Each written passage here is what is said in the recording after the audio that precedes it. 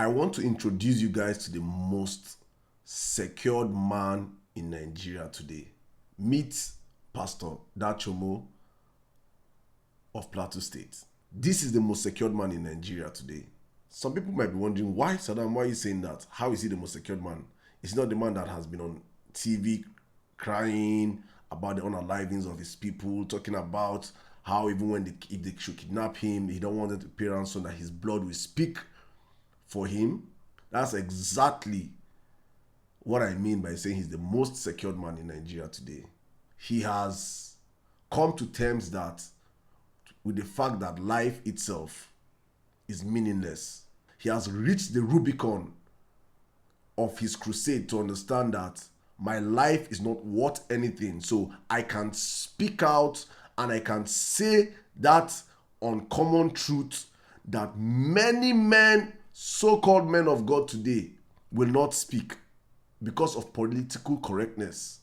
I will say it as it is, without fear or without favor. And his heroic activism, as we might call it, or what we have been seeing over the past couple of months, has actually earned him the right to be the most secured man in Nigeria today. The so-called probably invasion of Nigeria, as APC are terming it right now, by the Americans, hinges on the safety of this man. I dare say that if tomorrow this man sleeps and do not wake up, probably they come out and say autopsy said that it was malaria or something. That alone, the outcry that will come out from the world, will push the hands against the Nigerian system. So I believe deep within me that even the perpetrators of this terrorism, their sponsors and their enablers, would have put a signpost upon this man: do not touch. This is truly that do not touch my anointed right now, because if anything happens to this man, and I'm saying this because maybe probably the Nigerian government, our Nigerian government are very slow. They are very slow in thinking, they are very slow in acting, they are very slow in everything apart from stealing, right? If the Nigerian government make the mistake of not securing this man is the gate ticket for any invasion or any action from the Western world in Nigeria.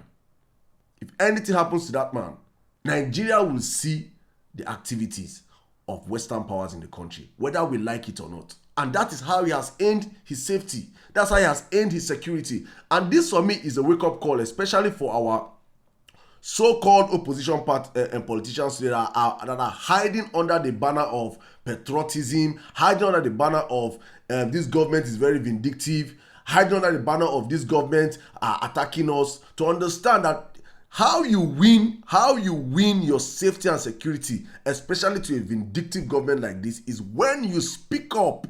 The eyes of the world is currently beamed on Nigeria.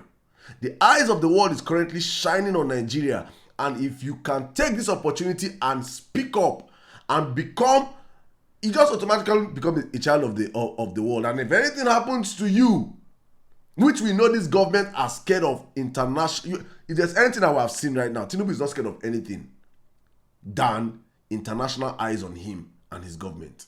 So if anything you guys are doing as opposition, it's important you guys understand that you guys need to play in the international field, because as you guys are playing local, Tinubu is a local champion. He doesn't care about what happens in the local. He's the referee, he's the judge, he's the umpire in the local affair. But when he goes international, he is nobody. And that is where you guys should play. I hope they are listening. And to all our pastors that have been keeping quiet, have not said a word about this whole stuff, or those that are speaking out now because America are speaking, I hope the world can see. I hope your congregations can see. I hope your people can see and understand that we don't really matter to you guys. All you guys are all after is political correctness, so that our enterprises will not be harmed, or so that we don't fall out of the good book of the government. It is crazy. This is my appreciation post to Pastor Dachomo. God bless you, sir, and your family. And hopefully you live to see the Nigeria that you are currently championing for.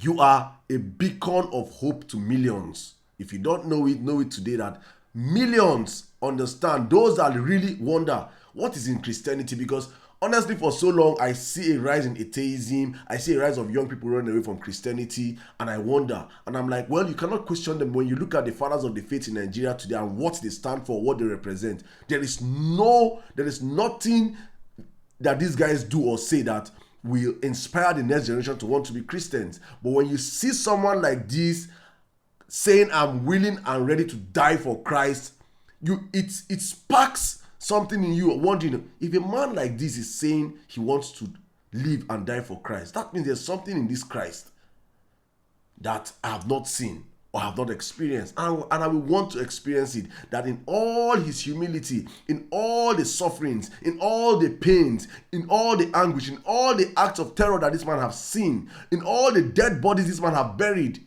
he's still saying, "I'm willing to live and die for Christ."